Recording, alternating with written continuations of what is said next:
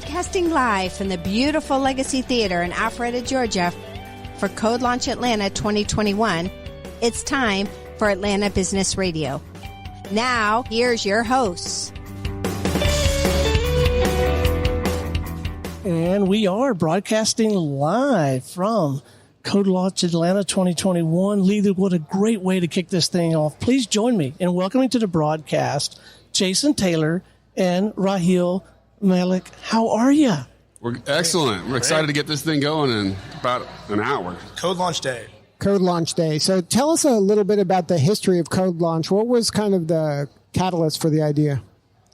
Well, the catalyst for the idea was I was running a software development consultancy in North Texas, and we discovered that in our startup ecosystem, there were a whole bunch of really great startup founders whose progress had kind of come to a halt because of the technology development part is expensive and difficult to do right.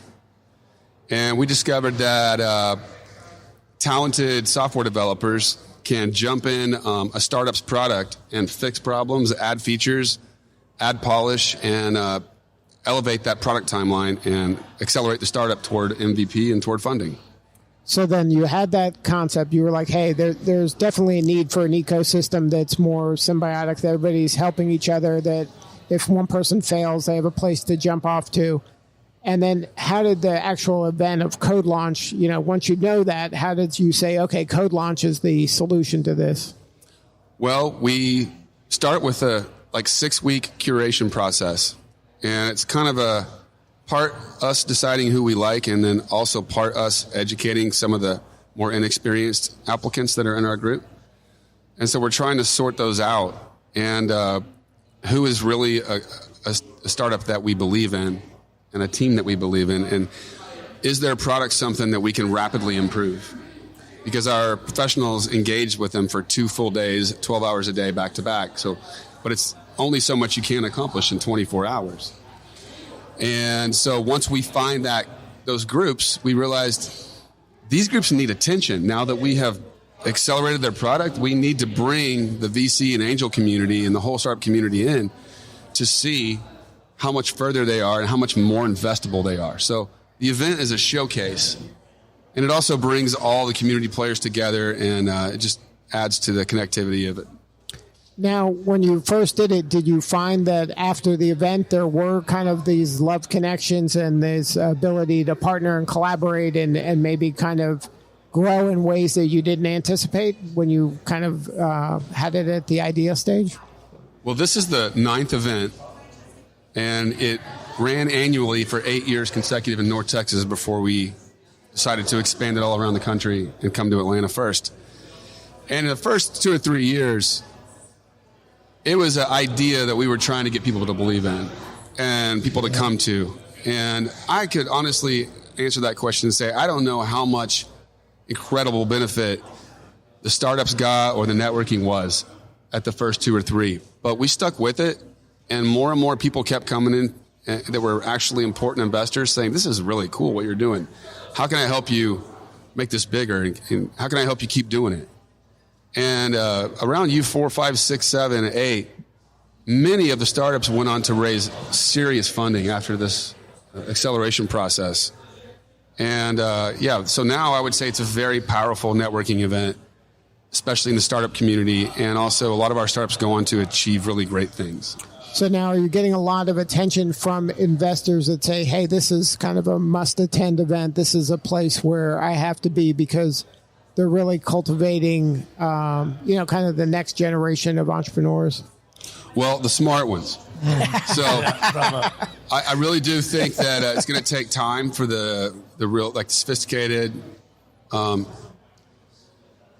business side of venture capital funding and firms and funds to actually realize how powerful CodeLaunch is. But it's going to happen eventually, and we're going to take this thing all around the country. My motto that I have is that, venture capitals and angels are always looking for something called deal flow. And what that means is just opportunities to talk to startups and consider them. And my motto is tomorrow's deal flow starts at today's CodeLaunch. There you go. So now, Raheel, talk about your kind of journey with CodeLaunch. Yeah, absolutely. Thank you. So Jason and I have been friends for quite some time, and I was actually interviewing for a job, and I had the idea to kind of go unconventional with my interview process, and I built a pitch deck on myself as my resume. And I go, I like it. And I go, Jason, it's something I want to run by you. Like, obviously, I know who Jason Taylor is, but in this road, he's my friend I drink cold beers with, right? He's not, a business associate or anything. I go, Taylor, I want to show you something I'm thinking about doing on this job interview. He goes, all right. So I show him, and he's captivated. He's like, you made this? I go, yeah. He goes, send me in. I'm going to copy it. I go, awesome, high praise. So you think I should do it? And he goes, yeah, do this in the interview. Now, I didn't get the job, but Jason then approached me and said, you should host CodeLaunch. I said, well, sure, I've never done anything like that before, but let's go, right? And as part of that process, and the responsibility of being the MC is being on that curation committee, right? So you hear pitches from people from all different walks of life that are putting it all on the line for the shot to be on this stage. Yeah. And it transformed me, right? And I sat back and I looked and I go, these people are doing it. What's my excuse, right? They're putting all their time, effort, energy, blood, sweat, and tears into this thing, and they're sitting here telling me about it, looking for feedback, looking for comments, concerns, trying to dig holes. I go, what's my excuse? And I'm happy to say, and very proud to say, that my business, First Gen Agency, was launched out of CodeLaunch. And being in part of that selection committee, I gave some relatively brutally honest feedback, I guess I should say. And as I was going up to approach this venture and this group to apologize, I was like, look, I want to apologize. They said, could we hire you? Nice. And that was the beginning, and that's how it started. And I am proud to say that I am 100% a product of this environment. But bigger than that, it's a community, right? And it's a community, and it's a group of people that are all in it for the same reason. Yes, of course, we all want to make millions. We all want to be rich. But what really drives it home for me is we're not alone, right? You sit there as an entrepreneur starting out, you think, oh, I'm crazy. Nobody believes in what I'm doing, right? Like, everybody and their mother is telling you why you shouldn't do this, right? How bad an idea this is. But you're not alone, because everybody on that stage, everybody that applied to CodeLaunch, hopefully all of your listeners have that idea that they've been sitting on. Man, if this thing happens, then I'll do it, right? Or I'm just waiting for this perfect time. But they've been sitting on it for 7, 8, 9, 10 years sometimes. And CodeLaunch is here to connect those people with other like-minded people so that we can all launch together. Like, we're all in this together, and you are not alone. So that was the longest-winded answer possible, but no, I truly believe that, and that's why I flew halfway across the country to be part of this. And thank you to Alpharetta, Atlanta, Georgia, Business RadioX here. Truly, it's been an amazing experience. Now, any advice for the entrepreneur that is kind of had this on the back burner? What are some kind of pitch? Do it. But let's get some pitch advice. What are some things that are kind of do's and don'ts in your mind that's like, okay, they said this, that's a red flag, or I want to see more of that. This Absolutely. Is something that's a green light for me. No, that's honestly the greatest question, and that is what First Gen Agency does is that kind of consulting on the go-to-market strategy. But what we encounter a lot of times is the pitch is about them and their idea as opposed to the problem that they're solving. And people get really close to it and just want to show up and tell you all this whiz bang, all these things. But what I always say is, what's the problem you solve? And take anybody that's ever listening on your pitch, anybody that's ever going to see your slide deck, take them on a journey, right? Show them what it looks like today. Whatever you're trying to solve, this is transferable across all industries. What does it look like today? And then how does your idea dramatically impact that? And taking that viewer who could be a potential customer or client on that same journey with them, right? You have to make it about the audience as opposed to you. So now, how important in today's world when it comes to getting investors interested is having kind of that first customer or a sale of some size? It doesn't matter, I guess, the size, but just the fact that you sold somebody something. Is that a must-have nowadays, or can you still get funding on a napkin idea? So I would like to jump in there. I think that for people that have been a part of a successful startup, or they have some fancy pedigree from Stanford, computer science, or Harvard MBA, and they've been through an entrepreneurship program, and those types of people might be investable at the napkin stage, but almost nobody else is, and almost nobody is in that group. And a lot of people at CodeLaunch certainly are not. And so we teach a lean execution model to try to help people to go get either promises to buy or actual sales with surprising little effort or software development, so they can raise money later after that. Because definitely once you do have some customers, that increases your chances of being funded so many multiples. It's not even worth trying to figure out. It's a lot. So now let's talk about CodeLaunch, specifically the event, day of the event. What goes on at a CodeLaunch event? Well, CodeLaunch is the finale of a 6-week curation process. And so what's here is startups that we've invited to just have free tables. So we try to just give free elevation to local startups that want to be a part of this. So there's 8 or 10 in the Startup Expo that are not competing. They're just startups. And they're going to get a chance to meet people, watch the finalists, see really good pitches, see products that have been developed, and see what CodeLaunch is about, plus networking and practice their own pitch. And then you're also going to see the 4 finalists who are going to compete on stage. And you're going to see the crowd vote at the end using one of our sponsors' platforms. And then we're going to reveal who the winner is. And the winner is going to get even more services from other companies that support the startup ecosystem. And that's what the prize is, the grand prize at the end? Well, the funny thing is, all these startups that are finalists, which there's 4 today, they have already received a 2-day intense product hackathon from a professional agency like Improving or like Build Technology Group or like Code Authority. And so our motto is, by the time you're on stage, you've already won. Everybody's already won who's a finalist at CodeLaunch. We've already accelerated their product far beyond what they ever could have with zero money, right? So one group will win more free services than the others have already gotten. And a trophy. And the trophy's really cool. You'll see. Now, this is just, you're kind of touring the country right now, starting in Atlanta. What are the other markets that you're going to do launch CodeLaunch in? Well, we're definitely going to Houston. It's not announced on the date yet, but it'll be our next city after our traditional stop in Dallas-Fort Worth in November. Which is number 10, by the way. Yeah, so the 10th ever CodeLaunch will be November 17th in Dallas-Fort Worth. Oh, right. Applications are actually open for that right now, so you can a startup can apply for free because we don't charge startups any money to apply, and we don't take any equity, and that's what's really different. CodeLaunch doesn't take money from the startups or take equity, and we build their software for free. Okay? Well, and not only that, since we've been sitting here, I've seen you hand out at least a dozen drink tickets. So, I mean, I think everybody wins if they show up.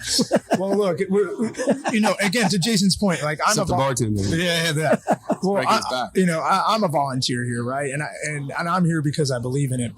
And the same thing we shared with the finalists that are on stage that, come here and realize that it's a real stage production, right? We are doing this right, and you're going to be on stage. Is that they've already won, right? They've already won because we've helped them accelerate their product, and they've already won by being here. Now it's about having fun and raising the awareness, right, of the community that Jason has started to build and that I've piggybacked and am a wholehearted believer in.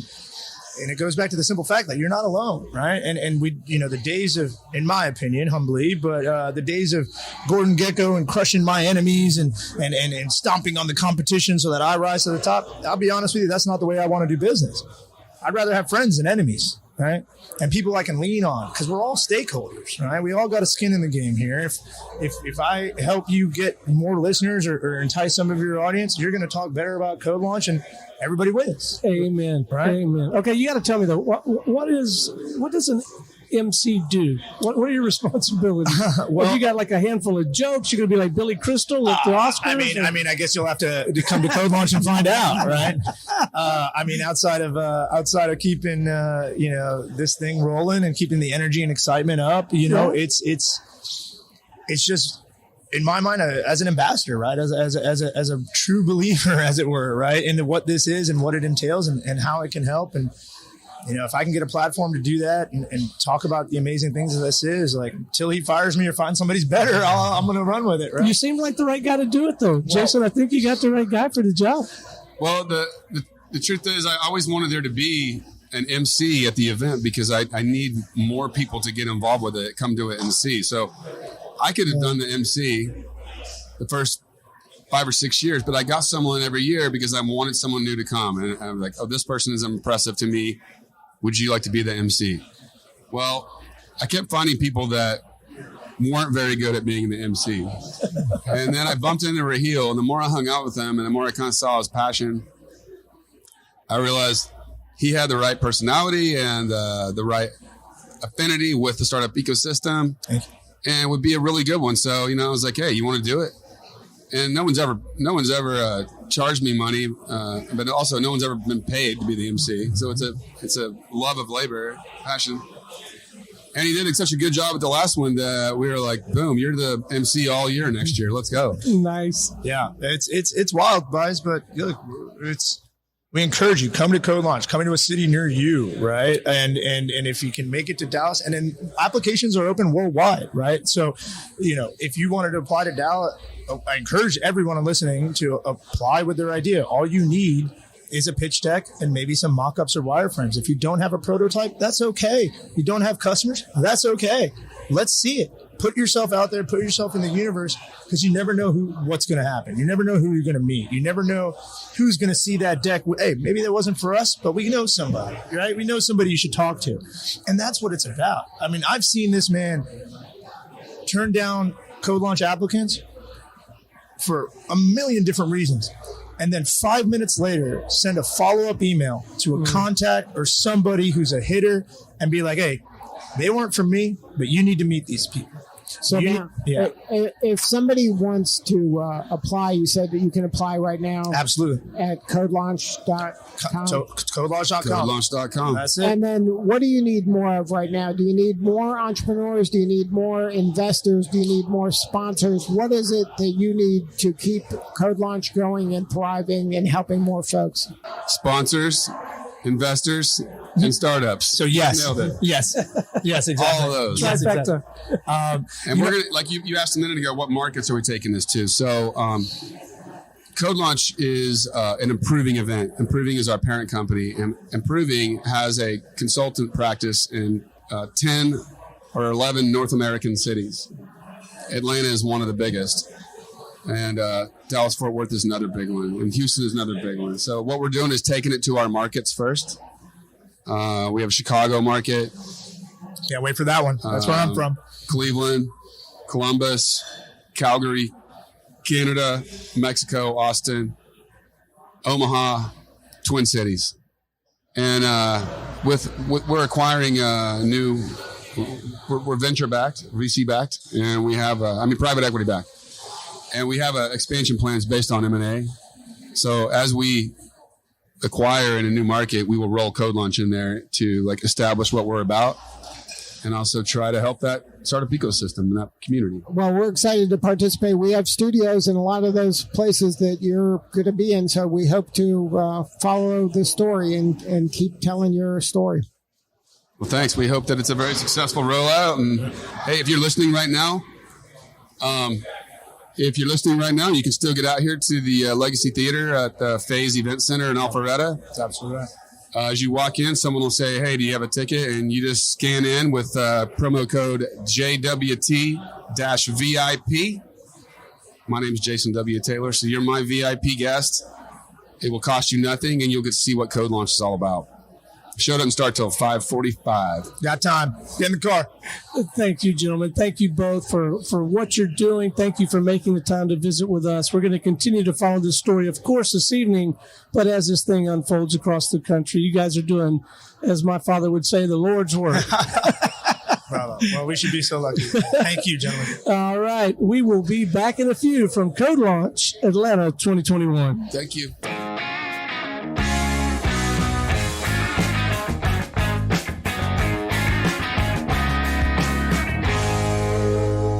And we are back, broadcasting live at CodeLaunch Atlanta 2021. Stone Payton Lee Cantor here with you with the Business RadioX Network. Next up on today's broadcast, please join me in welcoming to the show with Morty, Miss Kitty Bogle-Sherman, and Courtney Harmon. Welcome to the show. Thank you for having us. Well, before we get too far into things, tell us about Morty. Okay, Morty is a place for people to remember differently. We're building a new kind of home for your memories. So basically, the idea is that there are billions and billions of photos and videos uploaded to the cloud and stored on the cloud. There are trillions, actually. There are 28 billion new photos and videos uploaded to Google Photos a week.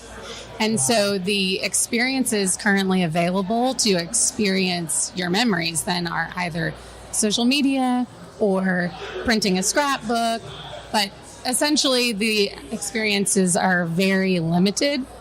And so we're going to create an app where your digital presence can have a home forever.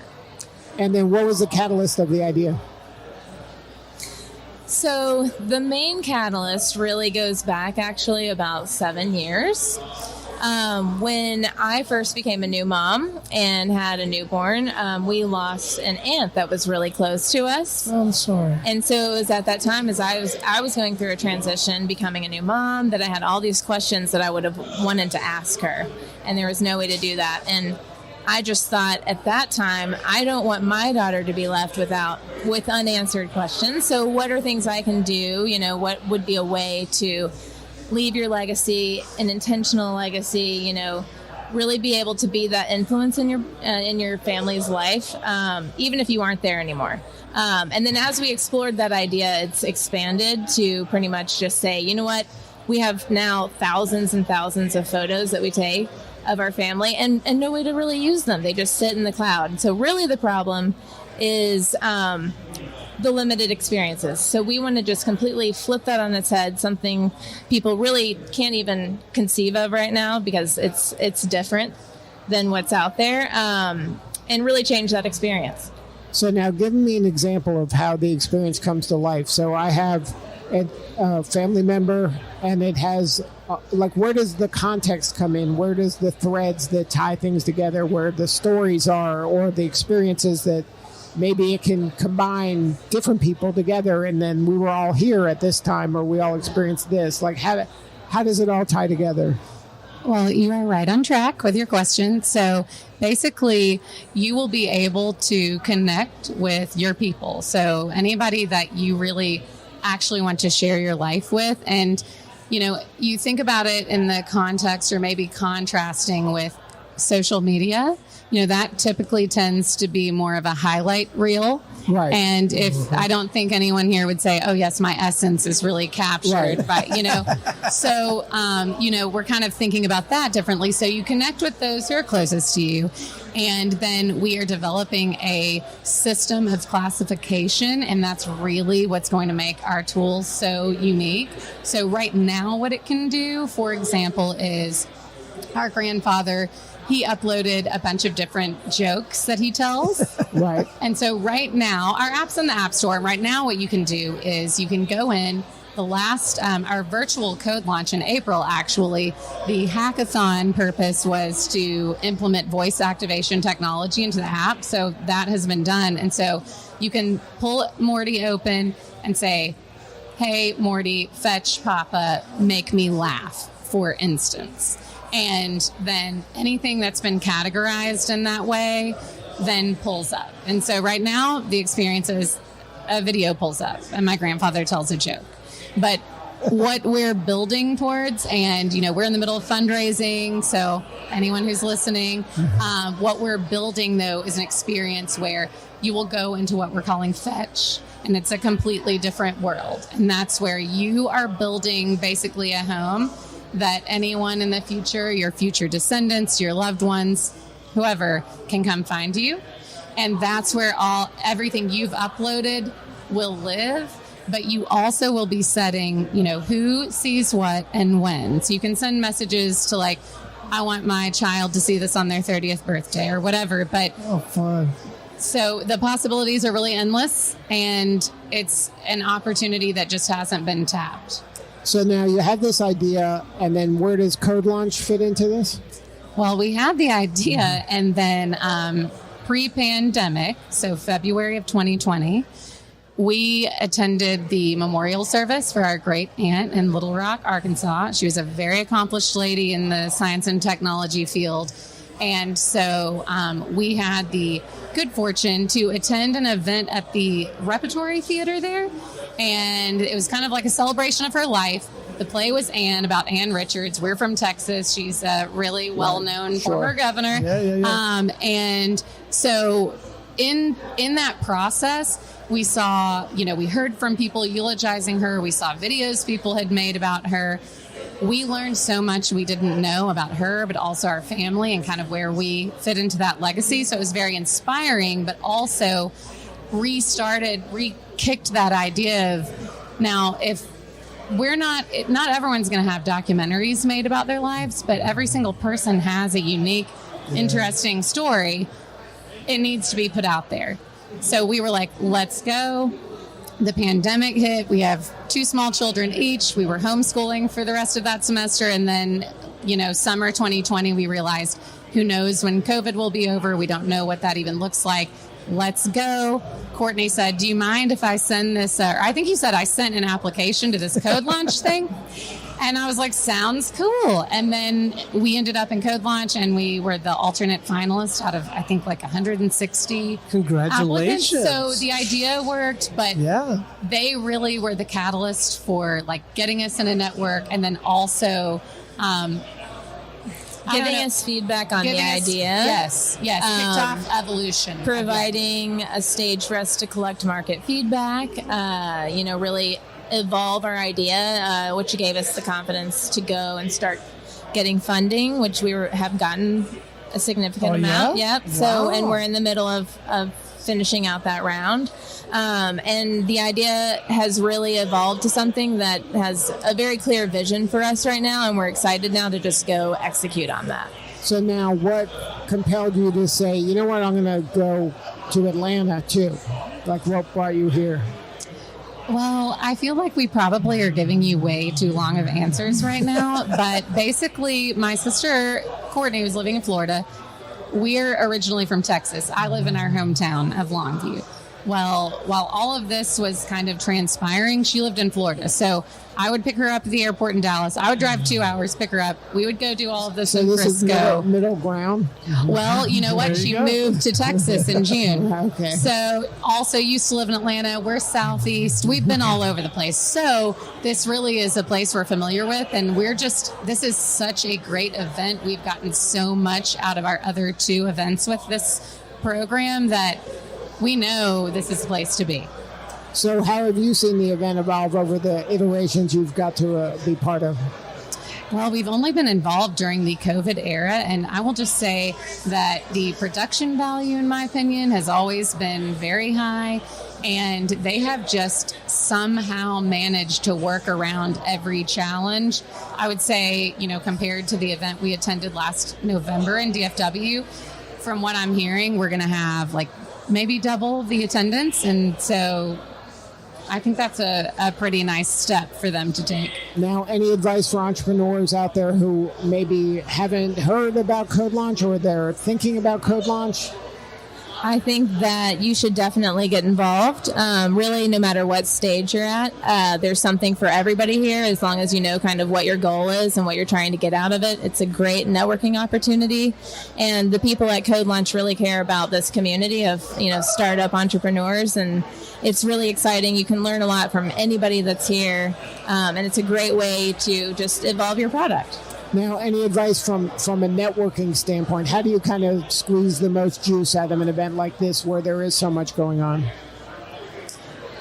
I think as an entrepreneur, you need to be really clear about what your goals are for the event. So, for example, in November, we knew we weren't going to be on stage. We're thinking, okay, well, who's going to come to our table? We barely even know how to talk about this idea properly.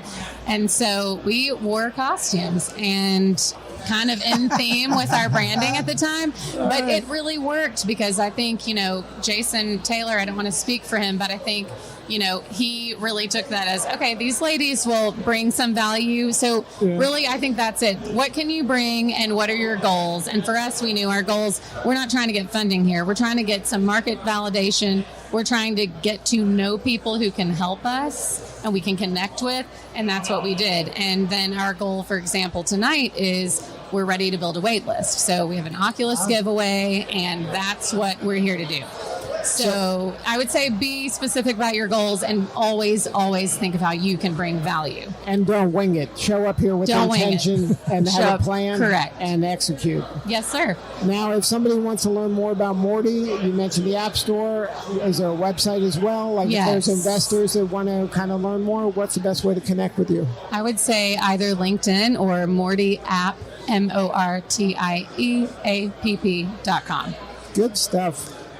Did I miss anything, Courtney? We're also on Instagram, although we're not posting regularly yet. That is coming, guys, and it's going to be great. And that's also at Morty App. What an inspiring story. Thank you so much for visiting with us. Of course, we're going to visit your booth, but we're also going to continue to follow your story. And I think we touched on this in our last segment. Yes, someone will emerge this evening as the winner of the event. No one loses here. Anyone here is going to gain, particularly if they're of the right frame of mind, if they come in with a plan like you described. I can see why you've had the success that you've had so far. Congratulations on the momentum. Keep up the good work. One more time, points of contact if people want to reach out, have a conversation with you, write you a big check, buy your app, whatever you want them to do. Let's make sure we leave our listeners with that. Okay, LinkedIn, Kitty Bogle-Sherman, Courtney Harmon, or Morty App. And again, MortyApp.com has our contact information on it as well. We look forward to hearing from you. And thank you very much. You guys are just some more people we're meeting that have been incredibly kind and generous to us, and we really appreciate it. Well, it's absolutely our pleasure. All right, we'll be back in a few with CodeLaunch Atlanta 2021.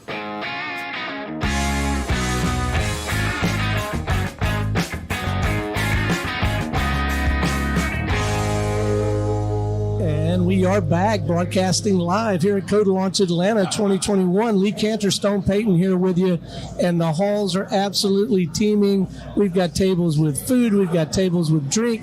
People are starting to move to the hall to hear the presentations, and now it is my distinct pleasure to introduce to the program with Lingo Plaza, Miss Lily Hagan. How are you? Hi, I'm really well. Thank you so much for having me. Well, I'm excited to learn what you're up to. Tell us about Lingo Plaza. How you serving folks?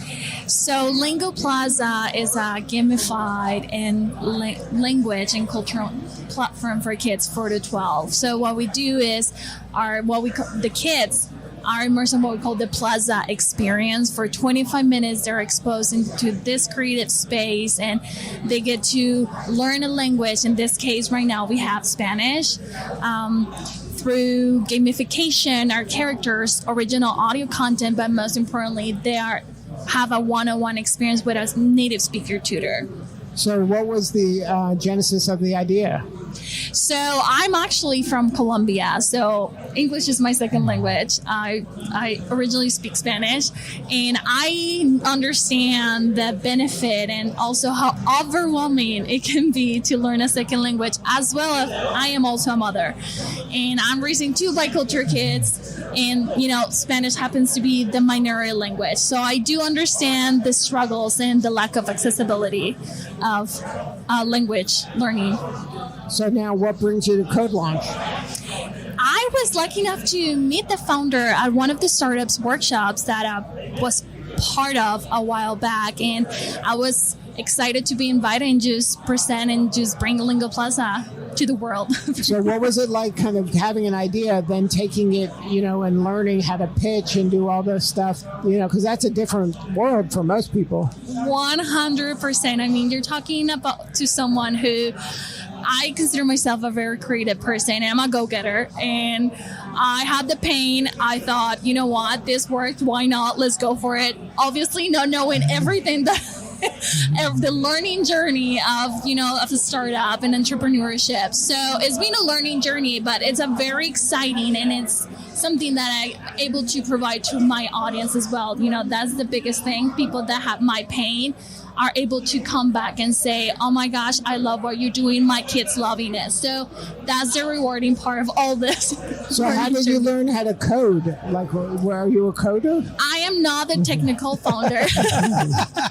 I would say I'm very tech savvy, but I am not the technical founder. I have some developers.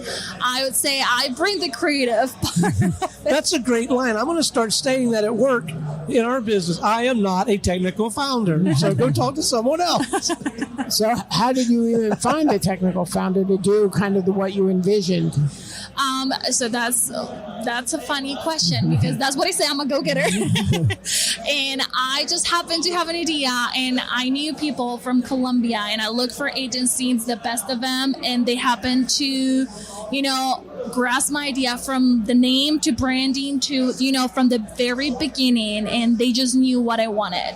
Wow. So you were able, that's pretty fortunate to be able to partner with somebody that early on in the idea process. Yes, 100%. I am very lucky. Now that I understand all the process, I do understand how lucky I was to get this agency. So you have an agency to work with that's taking your idea and bringing it to life. What stage are you at? Do you have a beta? Like, where are you at in the product development? So we launched our MVP in January, and we had our first paying cohort for the last few months. Now we're in the process of pretty much scaling it and just targeting our audience after all the feedback that we got, and being in constant communication with the audience that we already have. So what was it like the first time that some stranger came to the app and then signed on and started using it? You must have been so excited. Oh my gosh, yes. It was really exciting. I had actually an influencer who started following us, and that's how we got our first customers. And I'm going to tell you that Stripe notification was the most exciting, intimidating notification app I've ever had. So I still remember where I was at. Right. So you probably got like tears and goosebumps, right? That everything's real now. Yes, it becomes very real. It was exciting and nerve-wracking at the same time, having to show off what you've been working for and this is it. Like, this is what it's going to work or not, I guess. Right. So then how'd you start kind of having conversations with investors and getting ready to, do the work to scale it and to get more funding and things like that? So we have been bootstrapping at the moment, and we're getting ready to fundraise. We wanted to try it out first after we learn from our audience. But, I've been networking for the longest time. Once I knew that was very vital, I started doing it and just started talking, even though I'm not fundraising at the moment, it's important to have those relationships. Right. So to tell you the truth, Clubhouse has been a big one for me. Really? Yes. So you're really leveraging that platform to get in front of the right people, to at least get them a chance to sample it and see it in action? 100%. In fact, the workshop that I was part of, and that's how I met Jason, I heard of it through Clubhouse, and he was he was one of the speakers, and now I'm here. So yes, it definitely works. So now, are you here from Atlanta, or are you from somewhere else? I reside in Atlanta, yes.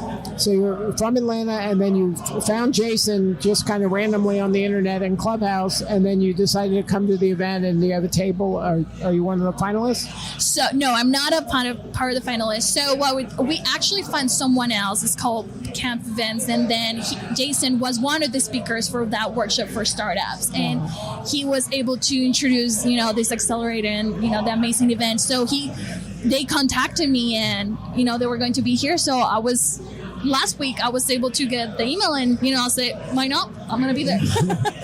So now what are you looking to get out of CodeLaunch here tonight? Well, my biggest goal is to be able to network. And, I've been able to get in contact with some schools, actually. One of the owners from one preschool here in Atlanta. So that was, that was amazing. Yeah. And some people have stopped by my booth and just asked questions. So, the most exposure that you can get, the better it is, especially at this stage. So now the event's getting ready to start. If somebody wants to learn more about what you're up to, what's the website? What's the best way to connect with you? 100%. So my website's lingoplaza.com. lingoplaza.com. And then is there app available at the App Store, or where are you at from that standpoint? So we currently have a web app at the moment, looking into launching between, I say, the next week or so, and just go live with our mobile and tablet app. And then, so is the website the best way to connect, or are you on other social platforms? Yes, but that is a website. You guys can find me on LinkedIn or Instagram. I'm on Twitter. I'm on Clubhouse. I'm pretty much every social media platform. All right, well, we're going to turn you loose. Let's go. Here's some pitches. We'll be back in a few with CodeLaunch Atlanta 2021.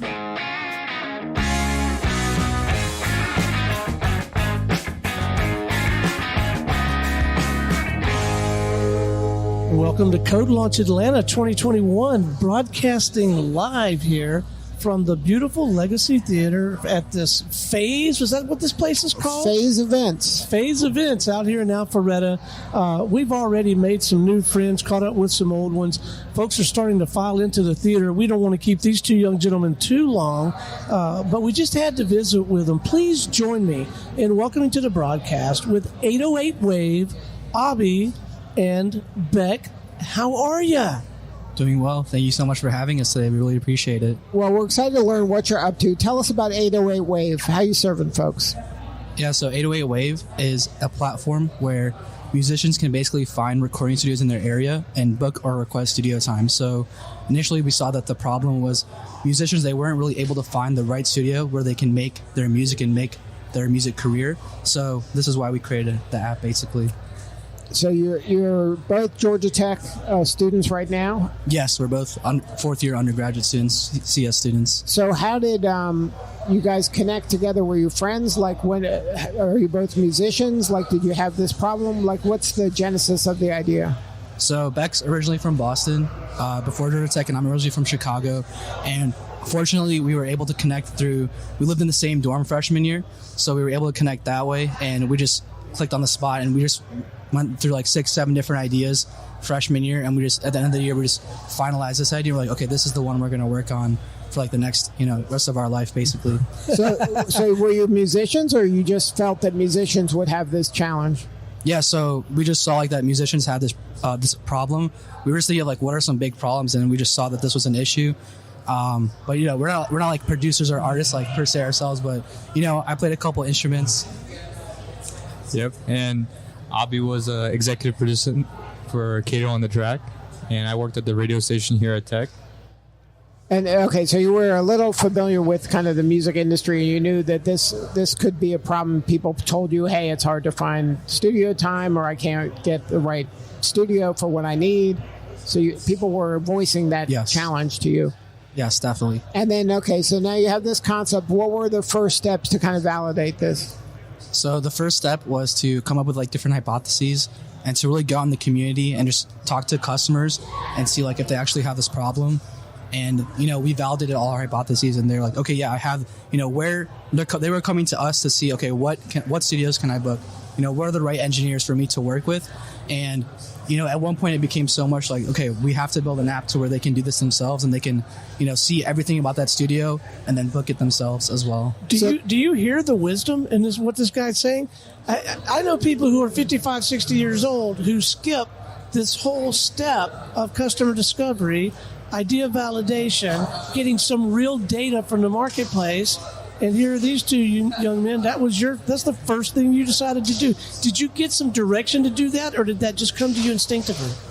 We definitely got some direction. So being at Georgia Tech, there's a great startup culture at Georgia Tech that they've been developing for so many years. If you've heard of it, the CradX program at Georgia Tech. So we went through like startup lab, idea to prototype, and then the final stage, like that's the first summer that we did this company. We actually got accepted into the accelerator that CradX had. So a lot of the coaches, a lot of the mentors at Georgia Tech, they really helped us really get that initial customer discovery phase off the ground, which has really helped us with the foundation of our business. Now, in any of these marketplace apps, it's a chicken and egg. You need to have all of the studios in there, and you have to have the users in there. How did you go about kind of building out the marketplace? That's a great question. So right now we're about 25 studios and about 1,000 customers in. And in the past, we've held studio sessions at Patchwork, and we've done events at several different studios. So that was our initial core base, building our brand, and now we're ready to launch it publicly. So now, how does the monetization, who pays, or do you get a piece of any transaction that occurs? Like, what's the monetization?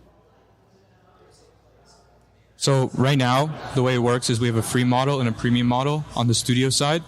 So, for example, you get premium features of the studio, how many rooms you can list, and that ranges from $50 to $200 a month. And so that's how you plan to monetize this, through the studios? Yes, with a subscription process as well. So it's a place for them to promote the studio so they can fill unused time? Yes, so we'll have advanced booking management software that they could use to find and manage their clients as well. And so then the client can book the time and pay right there on the app? Yes, so like some studios, they prefer to pre-screen, so they'll be able to funnel in requests, and then they'll be like, okay, we want this client or we don't want this client, and then the client can essentially pay for the booking right there. So what do you need more of right now? We don't believe there's any obstacles stopping us from going to like our next steps. Right now we're looking to build an advisory team. That's our next step.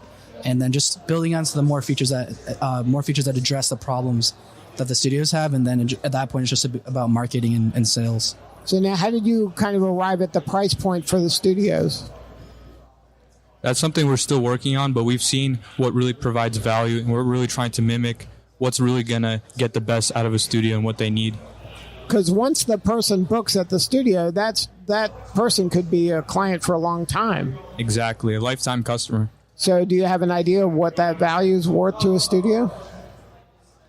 We just had a customer book at EOA Digital, and he was a happy returning customer. And let's just say an average booking can be anywhere between $200 to $1,000, and you can book maybe 20 times a year. Right, so that starts adding up. And if you're the place where that started, I hope you're getting a piece of that action. Absolutely. So are you looking for funding right now, or this thing, you're kind of bootstrapping this until you get a few more clients? So currently we're looking to, before we go to like an actual seed or pre-seed or Series A round, we're looking to build a advisory team of up to 5 advisors, and then utilizing that leverage that we have to get possibly a higher valuation or more money when we do a pre-seed or seed round. Now, are you finding that that's the case, or are you hearing that in the startup ecosystem? Because there was a time where people were trying to get funding almost immediately, and now it seems like people are trying to bootstrap and kind of get as much runway as possible before they start taking funding so they don't dilute as much. Are you finding that to be the case?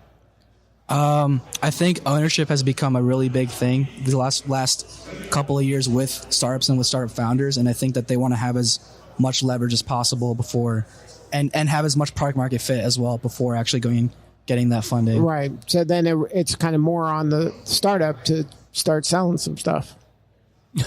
Yes. Now, how good is Georgia Tech at teaching you how to sell? It's great. We have a great team of different advisors and staff at Georgia Tech who really nail down the process of customer discovery. One of the biggest things we're working on is really trying to get that product market fit, really validate if it's a real problem and solve their needs. And then how many studios are there, I guess, in the world, right? This thing's for the world. It's not just for Atlanta or America. So according to like U.S. Census, there's roughly 1,700 to 2,000 studios, recording studios in America. And then in the world, we estimate to be about 10,000. But that doesn't really include like home studios, right, which is another aspect to it as well. Good stuff. Well, congratulations on all the success. If somebody wants to check out the site or app, what's the best coordinates to do that? You can find us on Instagram at the 808 Wave, and the website is 808.bio. Good stuff. All right. Thank you so much. We'll be back in a few from CodeLaunch Atlanta 2021.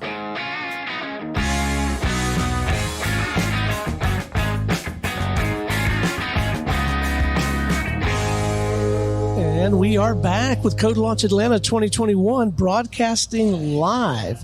Lee Cantor-Stone Payton here with you with the Business RadioX Network. Next up on today's show, please join me in welcoming to the broadcast with hitsnag.com, Mr. Aiden Pratt. Welcome to the show, man. Glad to be here. Well, I'm excited to learn what you're up to. Tell us about HitSnag. So HitSnag basically lets your productivity tools not be a drag. So all you need to, well, you use email a lot, right? Like you're always in and out. So a lot of people have to deal with, productivity tools such as Notion, Trello, Google Docs, and they're dealing with support tickets, action items that just pop up in their email. And we just let you put that data where it needs to be for like a team, or, you need to go back to it later and get through all these to-dos. So what was the genesis of the idea? I just email myself a lot. So you email yourself a lot, and you're like, I wish this would just go in the appropriate bucket. Just go to the right spot. So then you created code that does that automatically? That was... Yes, sir. And then are you the coder, or do you have a tech person on the team? So there were originally two founders, and now he's going to Stanford, but now I'm managing the project. So I was originally CEO, and I still am CEO. So now what stage are you at? Is this thing out there in the wild, or are you still testing it? So it's actually out there in the wild, and you can use it today. It's free at hitsnag.com, and we have 1,000 people using it as we speak. I think it's about 1,300. Now, what's the monetization behind it? So currently we have a couple paid users, and we're trying to increase engagement and see what our free users like the most, and then eventually monetize those features by the end of the year. Now, was this the first app you've ever created? No, not by a long shot. I've been doing apps since I was 9. I was crazy addicted to this stuff. So then how did you kind of decide when to bail on one and move on to the next one? So it really depended on how much I learned. So my first company, I slowly realized it wasn't solving a market need. Then the second one, I was like the monetization problem, like all of these things, kind of confusing. And then this one, it just depends on how much I learned and like the viability. So say I had a Chrome extension, right? There was one called Pop Hurdle. It helped you deal with, like all of these pop-ups that happened. It was basically a privacy-based version of it. There was one called Popper Blocker that really took data like from users, like they took keystrokes. So it was very, very confusing to navigate that space, and some users didn't know that their data was compromised in that process. So Pop Hurdle was to solve that. Eventually, I decided to move on to HitSnag because it seemed like it had a greater market opportunity. So now everything you're doing is this to like find the lottery ticket winner that this makes you millions of dollars? No, it's really to be useful to people. So I like being useful. I really, really like making things people want. Ever since a little kid, I've just built things that like help solve the problems that I had myself. So I'm really, really looking into building something that can go big, but also just being able to go towards something that drives to product market fit. So now, when you were deciding where to go to school, why'd you pick Georgia Tech? Oh, it was my first choice, like hands down. So I grew up with tech. Apparently one of my friends hit me up and asked if I got in from like fourth grade. And I'm like, wow, I really planned back then to now. I did not realize that. So it was a stressful senior year, but honestly, I love this place for the startup energy. Chris Klaus, he's a legend. All these startups like Stored, Gimme Vending, like all of these places, like I've met some of these founders and they are like, it's exactly where I want to be. Like startups really help me explore every facet of like the way things work. And that's just how I drive my knowledge. So now any advice for young people out there who maybe they thought I'm going to get a real job, but they decided, they're on the fence about entrepreneurship because, and it's a neat way you kill world as an entrepreneur. Oh, yeah. So first things first, I would usually just say if you're in college or you're young, you have plenty of time. Like usually people are worried about, I got to go get that internship or, I got to go get this specific job. But there was one guy who's a senior at Tech who I'm literally trying to convince as we speak to start his own startup and come to the fellowship program. I was in this program called the Startup Exchange Fellowship, helped me launch HitSnag almost 7 months ago. Very nice people. I was the only high schooler in that program, me and my co-founder. It was for college only, college students at Georgia Georgia Tech. And I'm just like, let's test that. I'm just going to knock on the door, say hi. I knew the guy in charge of the club. I'm like, I love this place. Like, and he's like, I don't know, man, but go talk to this guy. And then I went to talk to that guy. And then I went to another guy. And then somehow here we are, and we actually won the program. So for any young founder, just remember that anything is possible. Like, I know it seems so cliche, but honestly, just do the things you care about and then remove the word can't from your vocabulary, and you will actually get to where you want to go. So now what brings you to CodeLaunch? Honestly, a bus. We just got here. So we just got on this bus. I tried to convince my roomie. His name's Arvin. Shouts to Arvin. Met this legend over here. He's just standing over there. But so really just helping other Georgia Tech students find entrepreneurship is a huge thing, and also networking, because my co-founder just dropped because he's headed to Stanford from HitSnag. So right now I'm just like looking around for other co-founders, really just getting to know the ecosystem of Minute Tech. I've known it for many years, but I was there on campus for like 8 years, just walking around startups, and they're like, by the way, do you want to go here for college? I'm like, heck yeah. So now here we are, and just chilling here and sitting with you guys.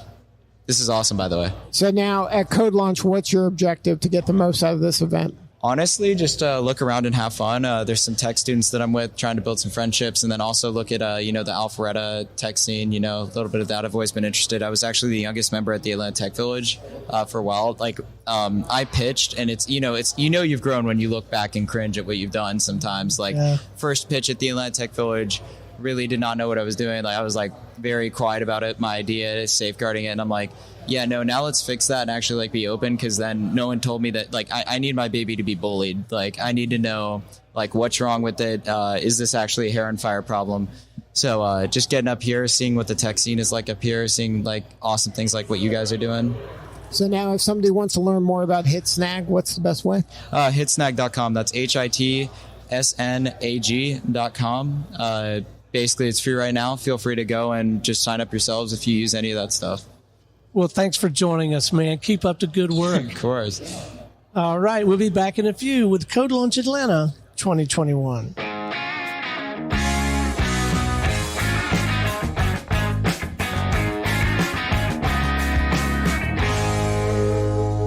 And we are back, broadcasting live from CodeLaunch Atlanta 2021 from the beautiful Legacy Theater out here in Alpharetta. We have had some marvelous conversations, and we've had some terrific food.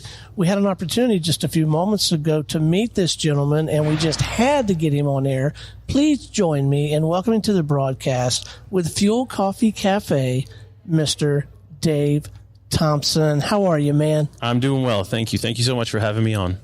So how did you kind of hear about CodeLaunch? So Scott McMichael actually is a regular at Fuel Coffee Cafe, and him and I got to chatting one day, and he said, hey, man, we're going to have a cool hackathon come to Alpharetta. You want to be a part of it? And I jumped in with both feet with him, and him and I started discussing what it would look like and what he wanted to see out of us, and we were able to take some of our menu items and kind of evolve them into what he was looking for some small bites, but still held true to the Fuel Coffee menu. So Fuel Coffee is an actual cafe here in Alpharetta, and but do you do any other catering, or this kind of a special event? You do some catering as well? Yeah, so we do breakfast and lunch all day in the shop, and we take our menu and we kind of evolve it into a 8 to 10, 12 to 15, 15 to 20 person catering packs where we can accommodate coffee and pastries, coffee and breakfast, coffee and lunch, however you'd like us to. So you can do up. any event time that's irrelevant. You have a service that can accommodate that. Yeah, we can do just about anything you're looking for, whether in the cafe or in your residence or business. Now, talk about the history of the cafe. I mean, you decided to do this during an interesting time, a chaotic time, and then it sounds like you're really making a good go at this. You got things are pretty rocking and rolling. Yeah, so I mean, I've been in the restaurant industry a little over 20 years, and through the pandemic, struggled just like most people did, and the frustrations of some of the things that corporations were doing during the pandemic kind of got my wife and I thinking about what we could do as an independent coffee shop. So we decided that we were going to, throw our hat in the ring and get together. And we created a menu, and Angela did some great work with reaching out to some local roasters. And we got a blend of coffee that we use exclusively in the shop. And we decided to give it a go March of this year, and things have been going pretty well for us, and we're excited. We got a great community in Alpharetta, and we're happy to be a part of it. So now, what's it like when you're the entrepreneur, and a lot of the folks here at CodeLaunch are entrepreneurs trying to figure things out? How do you take kind of a coffee shop concept and then say, okay, how can we squeeze the most juice out of this? Where are the opportunities? How did you kind of go about kind of the ideation of this? Coffee is everywhere, but it's also wherever it is, you want to make it special and stand out. Yeah, 100%. So honestly, a lot of it's trial and error, but the real root of the business is taking care of people. So, you have to have a good product. If you put a good product out there, people will come and they'll find it. But the experience that people want to have, whether it's in a coffee shop or a restaurant or whatever it may be, the experience is going to bring someone back. So if you can create an atmosphere that someone, the welcoming greet, making sure that a guest feels like they're walking into a family member's house, taking care of them. We have quite a few regulars, even in the 5 months that we've been open, that have been coming back, getting to know them, getting to learn about them and their families and, their children and what they have going on in their lives, just creating that experience. But, that's the biggest part. If you can create an experience for someone and you have something good to offer them as well, that's how you build a good brand right there. So now, how did kind of the taste and flavor component come in? You mentioned you have a lot of experience in the industry, but how did you kind of land on, okay, this is the signature fuel taste, and this is kind of the products and the kind of look and feel of what we're going to be? So we drank a lot of coffee. My wife and I, we worked with our roaster to find the right blend. And there's a wide spectrum of coffee that you can have out there, mediums and darks and different types of blends and different types of roasts. And even the beans, make a huge difference in what the coffee is going to taste like. So it was, again, a lot of trial and error. We tasted a lot of coffee. Angela did an amazing job working with our roaster. We have a medium to dark roast blend. It's about a 60-40 blend. And she worked with him and add a little of this, take a little of this away, make sure it's like this. And, she explained what she wanted, and they both got to where it is now. And it was probably the toughest part of opening the business, was deciding on the coffee. And, you want to have something that you like in there, but you also want to have something that resonates with everyone else. And then what about the menu? The menu's all me. I'm a foodie. I love food. I love creating with food. And, just experiences. A lot of the things that are on our menu are things that I love, but also that translate well. We actually put an avocado toast on the menu, and I really had no idea what avocado toast was. But I tried sampling some. I did a few different things, and I grew to love it. So it's just, it's knowing what is relevant and what is good. And we got a good combination of both out there. So now you've said it's only been 5 or 6 months now. How is it going as planned? Is this is it as rewarding as you anticipated? Like what's it been like for you? It's actually been a little bit better than expected. Coming off the back end of COVID and the uncertainty of what that brings, and even the uncertainty of what is to come. Like I said, the community has been very welcoming for us, and we have exceeded our expectations to this point. So we're looking forward to the next 5 months, and hopefully the next 5 years, and hopefully a few more shops down the road as well. So now, is the goal to ultimately franchise, or is it always going to be owner-operated? What are you looking at as kind of the roadmap? So we really haven't looked that far into the future. I know I'd like to get to 10 cafes owner-operated.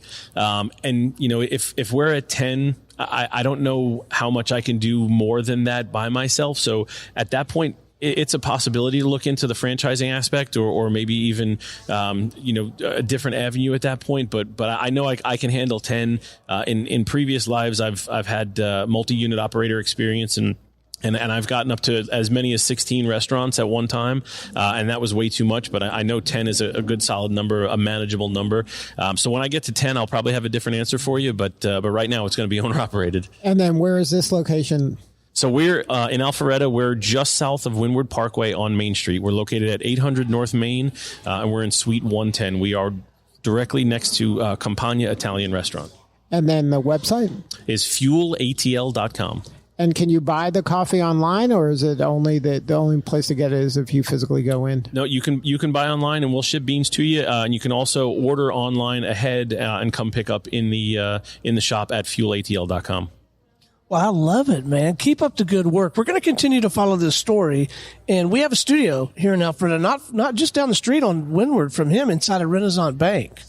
And so I know where that is. Yeah, so we visit there from time to time. So we're going to continue to follow your story. It's what an exciting time for you, man. Yes, sir. I appreciate it. Thank you. Yes, sir. Well, we sure appreciate you joining us. One more time, points of contact, website, email, whatever you think is appropriate. So it's fuelatl.com. You can email me personally at dave@fuelatl.com, or you can call the shop 678-861-6910. So love to hear you, and please give us a call, and we'll take great care of you. You got it, man. All right. We'll be back in a few from CodeLaunch Atlanta 2021.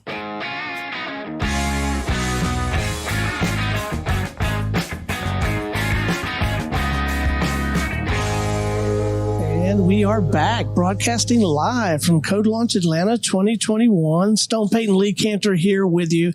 Next up on the broadcast today, please join me in welcoming to the show with Alpharetta Chamber, Miss Deborah Lanham.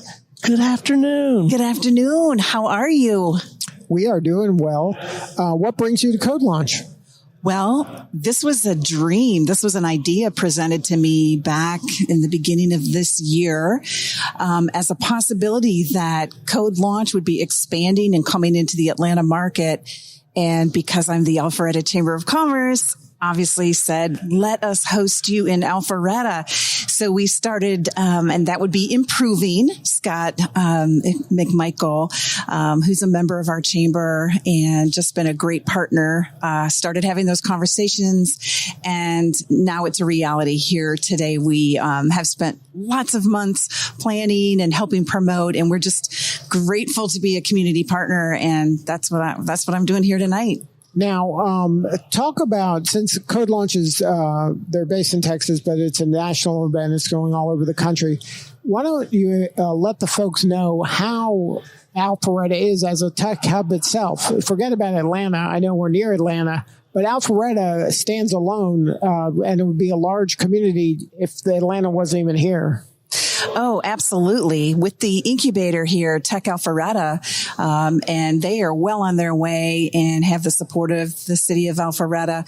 We have been just exploding as a tech community. And back when David Belle-Isle was the mayor of the city, he had a dream about bringing these tech leaders together and created this coalition or a commission. And that's what we now enjoy as Tech Alpharetta, led by Karen Cashin. So, with that work, we are having more attention and focus on our startups as they're incubating right here in Alpharetta. And the goal is to keep those businesses and that innovation right here in our town. And there's a lot of kind of tech clusters in technology in Alpharetta specifically, like healthcare IT is a big one here. Is there any other ones that we should be aware of types of companies within technology that are kind of flourishing here in Alpharetta? Well, yes, healthcare, and then also the financial piece where you have a lot of transactional, with the payment processing right here. So that's another big area in terms of that technology. In fact, I think, don't quote me, but 72% of the credit card transactions come through Atlanta, and a good chunk of that's right up out of Alpharetta. So that's another part of it. And then you see these startup businesses, definitely digital technology marketing. We're seeing, in fact, some of those contestants in the CodeLaunch that we've witnessed today are in that field. And the creatives are really exploding with innovation and creativity. So love seeing some of that. We've enjoyed cybersecurity and watching and that particular piece of the technology in terms of educating our community. That's been huge in the last few years, but interesting to watch it move into other categories, like I mentioned, the marketing and creative. Now, how does the chamber really kind of help support these startups? You mentioned Tech Alpharetta. what are some of the things that are happening, the events that are happening in and around the city to help kind of these entrepreneurs get their show on the road? Well, as it impacts the Chamber of Commerce and our work, our focus definitely is to help drive the economy, and to do that, you have to make sure that your businesses are equipped. And so a lot of these startups do need the support of an organization like Tuck Alpharetta or a Chamber of Commerce, where we have access to tools and resources. And I think of SCORE and the SBDC and SBA right here, arms of the SBA, but also those homegrown organizations that just have a passion to help and coach for free. And then, once they begin to, provide that kind of coaching, then can introduce these small companies to greater opportunity to actually engage in coaching that they would pay for. But it's an ecosystem, and it's here to support, especially coming out of the Chamber of Commerce. That's what we like to teach our businesses and our members, is to be collaborative and to do business with one another. And in that engagement, they find where they can actually help one another too. And so I would say through then the different and various events Chambers of Commerce like ours put on, they're designed not only to educate, but to bring in that connecting point.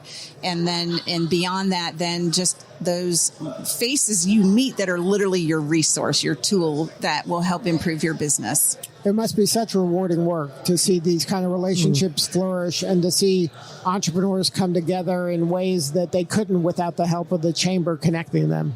Oh, it is. And it's why I've been doing this for almost 10 years. I love the work. And it is something where you feel that passion that to be able to connect to people and to see them have these great testimonies of work accomplished. Yes, that revenue that comes in as a result of two companies working together. I love that as well. And that's why I felt like really we have a mission, and we know what our specific work is and where we fit in our lane as a Chamber of Commerce. And that is to help drive the economy, to help our small businesses, and to give them those resources and tools. But I also love like what has happened here today, where we have that partnership. That's our passion, is partnering up with companies like Improving, where we can then get a CodeLaunch national event to come to Alpharetta. Yes, they're in Atlanta, but we got them to come up here to Alpharetta and allow us to host them. So what a great turnout tonight, too. What a wonderful, large audience. We are so happy to see. Yeah, it must be great to see all these kind of folks coming out and celebrating technology, celebrating CodeLaunch. And really, this event couldn't be done without the support of folks like you. Well, we're happy to be a part of that. So it's great to be here. And again, Improving has done a wonderful job of engaging, including us, and allowing us to get together and brainstorm. But yeah, CodeLaunch has been out there and in Texas, and it looks like they're going to have a robust schedule going forward. So I'm excited to watch that. Now, for people that want to connect with you and join the chamber or maybe check out some of the events, what's the best website to do that with? Well, we're at alpharettachamber.com. Pretty easy. But also reach out to me directly if you'd like to. Deborah, DEBORAH, at alpharettachamber.com. And I am happy to have a conversation with you and learn what you're doing and how we as a chamber could come around and support you. Well, Deborah Lanham with Alpharetta Chamber, thank you so much for joining us. Please keep up the good work. Thank you for your service. Thank you for everything that you and your team are doing. We just think the world of your work. We want to continue to try to support you in any way we can. And you've got some big fans over here at the Business RadioX network, and I'm sure within the CodeLaunch system as well. Well, let me just say that I am a very big fan of Business RadioX. So thank you for inviting me to speak with you tonight. It is absolutely our pleasure. All right, we'll be back in a few from CodeLaunch Atlanta 2021.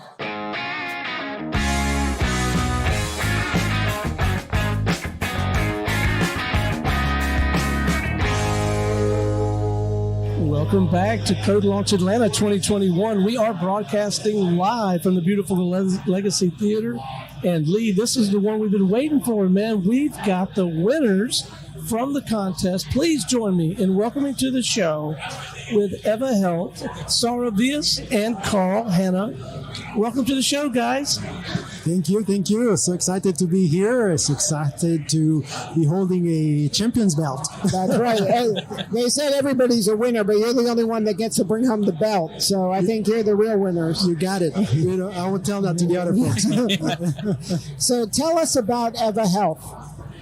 Well, so Eva Health, it's a health tech startup. We're based here in Atlanta, and our mission is really to help family caregivers like you or me, caring for a parent, right? So we're using technology to really, help you throughout the care journey, right? Not only to care for your loved one, but also yourself, right? So you want to make sure that you're also healthy, right? So that's a primary focus for us, and we've been at this journey for the last 2 years, building this, and so excited to get a win today. So Ravi's right there with me, my partner in crime. So super excited. So now tell us about how the idea came about. What was the kind of impetus to get you thinking along these lines that you wanted to serve the caregivers? And I believe dementia is one of the areas you're kind of started in. Mm-hmm. So dementia is, it's a focus for us. It's a starting point, right? And the question you asked is about caregivers. What was our why? We're also caregivers. We're also, cared for our parents, caring for, and some of us for the parents that are still alive, right? So, and we've been in the healthcare industry. We're consultants, for three of the big companies, right? And crisscross the nation, several times over. And we've seen the needs. We've seen, when the family leaves the clinic, the hospital, they're by themselves to figure out what they need to do on a daily basis.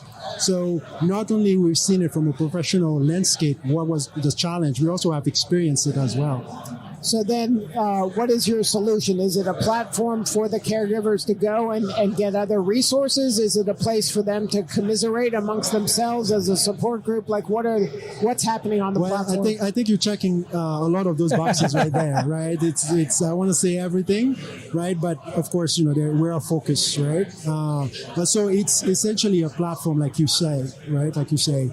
That's bringing together bringing to the caregivers not only information that they need on a daily basis, but also to technology, but also bringing support from their own community that can help them. So if it's not about just, hey, I need to find someone, which is important too, to share your experience. But a lot of times, if you're caring for someone, you need the help. Right, we need the help right now. We want to make sure that the folks that you're connecting with can help you, right? And so that's where Eva comes in and doing that search for you at the community level. So you don't have to do it, right?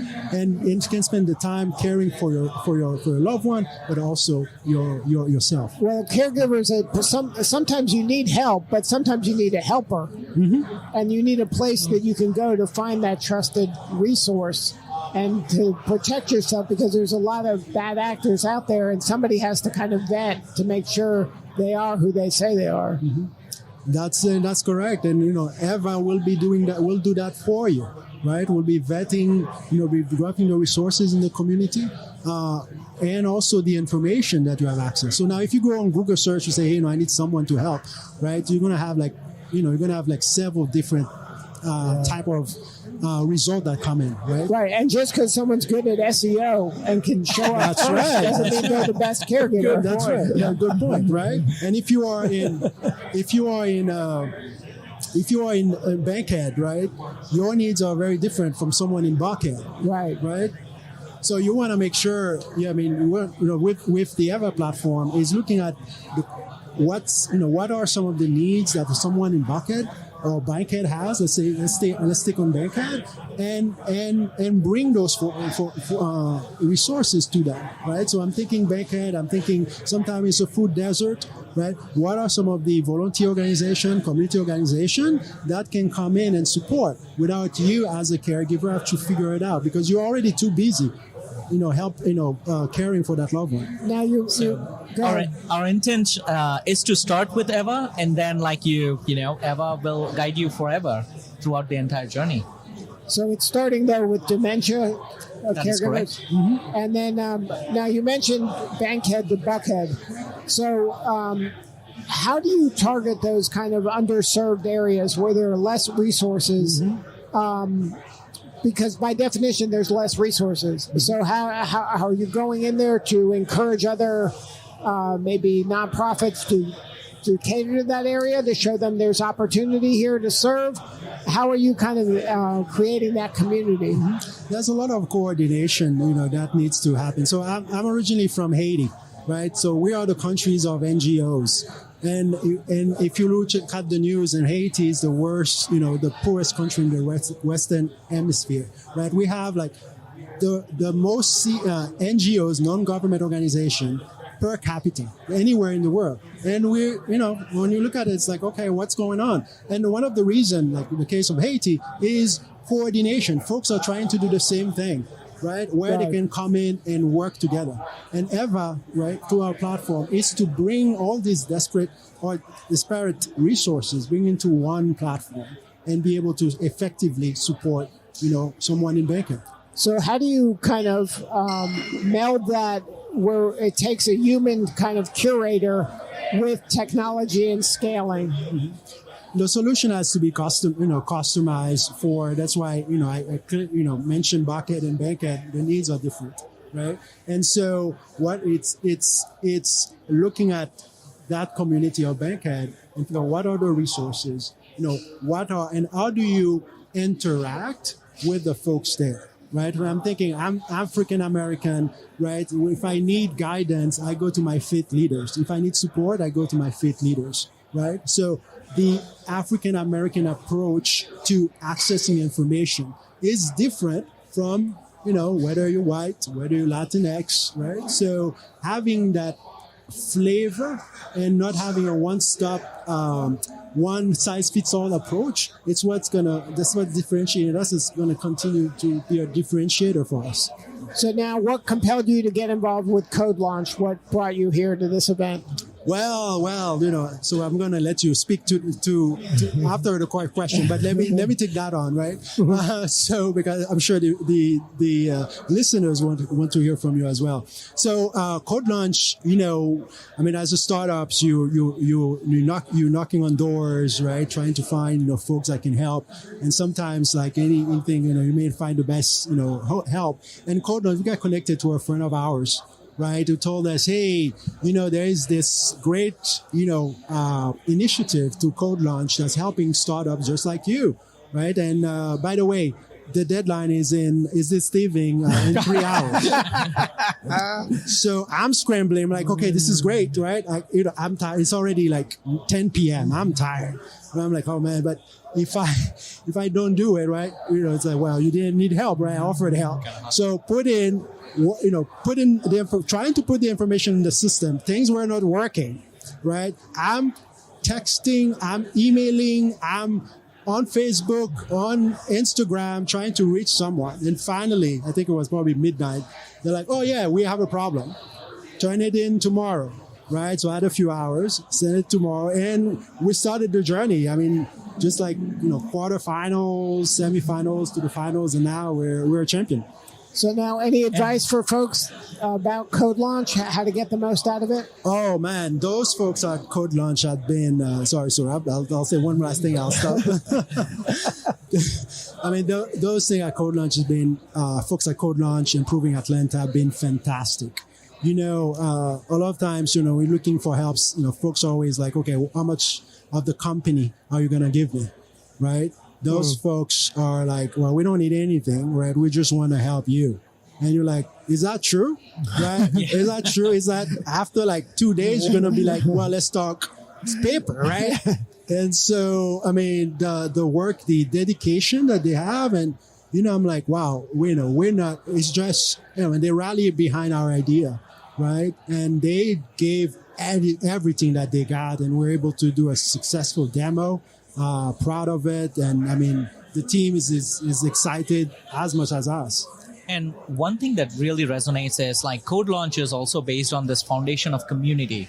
kind of creating this new startup and venture community in Atlanta in this case, and really making it thriving, bringing everyone together to actually push it forward. And that's something that is like a shared value, because that's what we are trying to do as well when it comes to Alzheimer's as a starting point and healthcare in general, is bring them together. Well, it sounds fully aligned with your mission of creating community. Mm-hmm. It sounds like they're really walking the walk when it comes to this. Yeah, there's a lot of events out there, and so this one is one of the good ones in terms of they're not asking for anything from you, and they just want to really help you succeed. No, for sure. And I think, the folks we've met through this experience are our friends, are part of our family, and they've said that we are part of their family, right? And at Surab points, community is a big thing for us, right? And seeing other folks that are embracing us, and bringing us into their community without asking for something, that's family.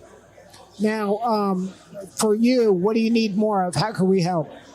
Well, it's we'll be looking for beta testers, right? So if you're a caregiver caring for someone, reach out to us. I'm Carl at eva360.com, right? Saurabh, Saurabh at eva360.com, right? Reach out to us, right? If you're an investor in the area, right, and are passionate about, we're all getting old, we're all going to be caring for, or are caring for, an aging parent, right? So if you're an investor in the Atlanta area or in the US, wherever you are, right, interested in our mission, let's have a conversation. And quickly to add to that, if you're an affinity organization, so if you're a church, if you're a religious organization, if you're a school, anyone who is interested in helping the caregivers and being part of the community or already have services, reach out to us as well, because we may be able to make it better, make it easier for you as well. Well, Saurabh, Carl, congratulations again. What a fantastic feeling it must be to have gone through all of those machinations, put in the time, put in the energy, paid the price, and come out with this. But you're only getting started. What is the next step or the next couple of steps for you guys? Where are your energies going to be invested in the coming, 6-9 months? Well, I think, it's fundraising. It's fundraising. So, you hear that, Lee? Right. So fundraising, right? We're fundraising, Right. For it to happen, we gotta bring the right capital and of course the right people too, right? To get us to that next level. Focusing on tweaking, right? Our product, also, building alliances, right? We're all about community, right? So as Saurabh mentioned, hey, if you're out there, you are a community organization, you want to be able to, you want to support your community even better, right? Let us be that technology platform that let you embrace your community. I think that is a marvelous way to approach your continued success and your growth. Okay, one more time. Let's make sure that we leave our listeners with points of contact for either or both, whatever you feel like is appropriate. Email address, website, what have you. What's the best way for them to reach out? Yes, I'm always on LinkedIn, folks.